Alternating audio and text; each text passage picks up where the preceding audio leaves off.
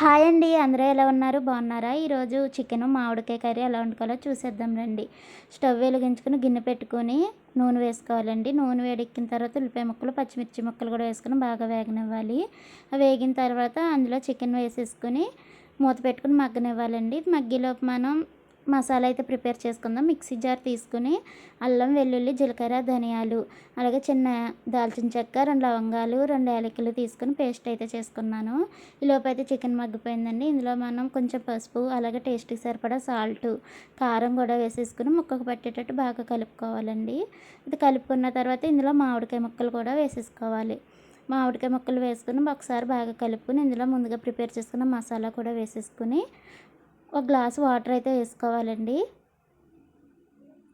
నీళ్ళు వేసిన తర్వాత మూత పెట్టేసి ఒక 10 నిమిషాలు ఉడకనిస్తే చికెన్ మామిడికాయ కర్రీ అయితే రెడీ అయిపోద్దండి. చాలా అంటే చాలా బాగుంటుంది. చూడండి, కూర అయితే ఉడికిపోయింది. లాస్ట్‌గా ఇంకా కొత్తిమీర చల్లేసుకొని ఇంకా స్టవ్ ఆపేసుకోవడమే.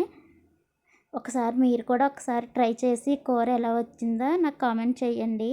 పుల్ల పుల్లగా, కారం కారంగా చాలా బాగుంటుందండి. నచ్చితే కనుక లైక్ చేయండి, సబ్స్క్రైబ్ చేసుకోండి. ఉంటాను. బాయ్.